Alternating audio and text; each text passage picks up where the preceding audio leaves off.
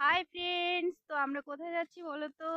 দেখতেই পাচ্ছ চারিদিকে সর্ষে ক্ষেত। তো হচ্ছে এই যে সর্ষে ক্ষেতের মাঝখানে আমরা দাঁড়িয়ে আছি আর ব্যাগ নিয়েছি একটা। এই যে দিদিভাই পেছনে ব্যাগ নিয়েছি কি জন্য বলো তো?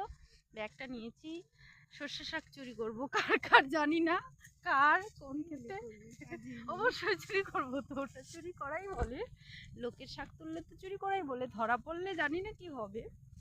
বাট আমরা ব্যাগ নিয়ে এসেছি, ব্যাগ ভর্তি করে শাক নিয়ে যাব।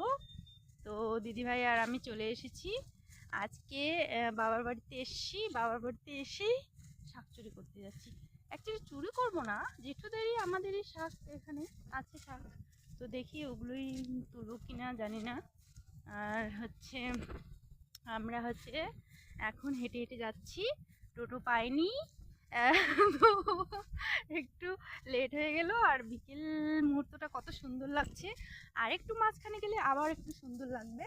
কারণ মাঝখানে তো একদম ওয়াও, ভেরি নাইস। একদম চারিদিকটা সর্ষে ফুলে ফুল। সবাই সর্ষে খেতে কিন্তু রিলস বানাচ্ছিল, আমি বানাতে পারছিলাম না। বাট আমাদের ওখানে হচ্ছে সর্ষে ফুলই ফোটেনি, আর এখানে দেখো কত ফুল ফুটেছে। তাই চলে এলাম রেডি হয়ে চটপট সর্ষে বাগানে রিলস বানাতে।